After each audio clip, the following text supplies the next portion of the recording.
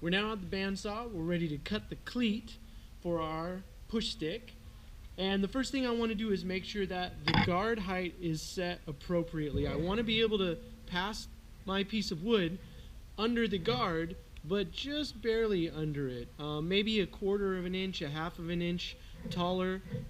That is the safest way to do it. That way there's really should be no way for me to get my fingers or any other body part into that blade. You do so by loosening I should say, this knob on the back.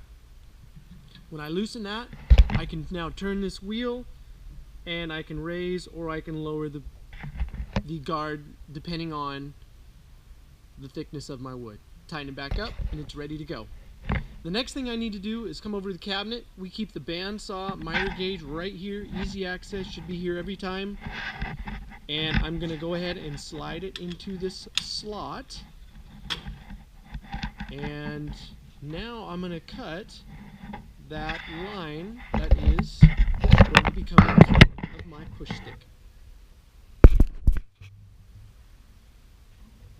I need to make sure that I keep pressure against the center of the push stick so that my piece doesn't wobble or move as I push it into the blade. I'll also use the knob with my right hand.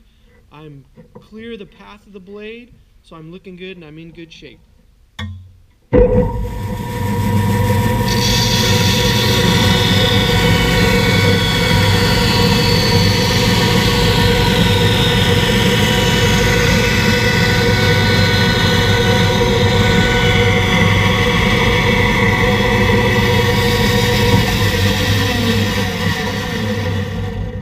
Make sure that once you get to that horizontal line that's perpendicular with your long cut line, you stop. Otherwise, you're basically cutting your cleat off. Now that the bandsaw has come to a complete stop, I can back out of this long cut. I would never back out of a long cut with the machine running because it will pull the blade off the wheel that it runs on. There's no track, it's only held on by tension, so we never ever back out of a long cut with the machine running.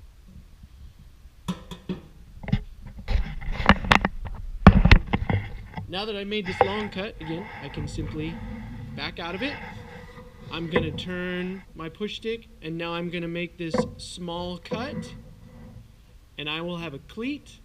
The next thing I'm going to do is go back to the work table, and I'm going to draw out the shape of the top of my push stick.